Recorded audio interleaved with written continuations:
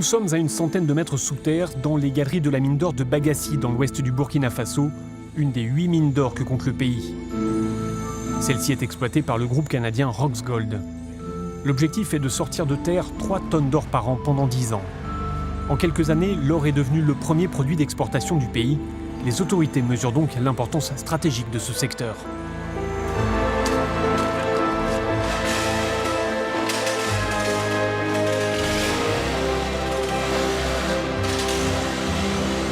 Il faut que le secteur soit compétitif, il faut que le code minier soit attractif.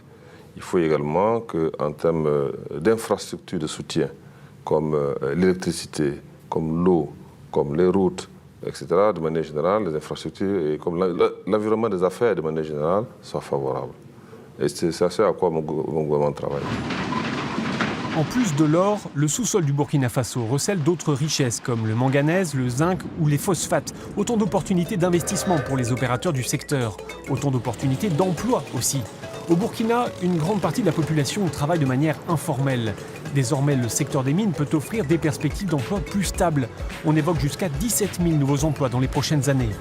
Encore faut-il que la formation suive et s'adapte.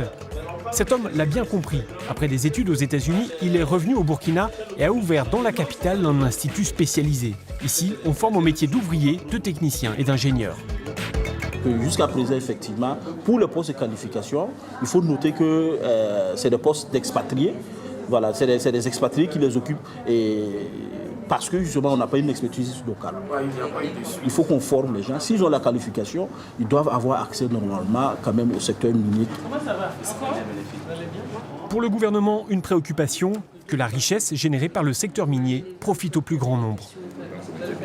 La philosophie, c'est de dire que, étant donné que les mines sont un secteur prometteur pour l'économie du Burkina Faso, il faudrait que les populations, elles aussi, sentent effectivement la valeur ajoutée du secteur minier. C'est pour cela que nous voulons travailler dans l'intérêt de ceux qui travaillent dans le secteur minier, mais dans l'intérêt aussi des populations locales.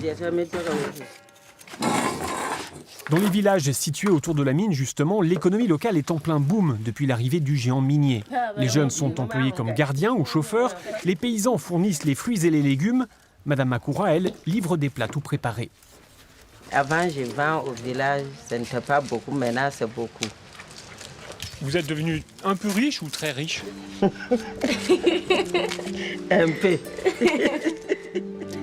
Un peu riche ou très riche, le Burkina Faso aspire en tout cas à une certaine prospérité. C'est l'ambition affichée dans le plan de développement économique et social rédigé par le gouvernement.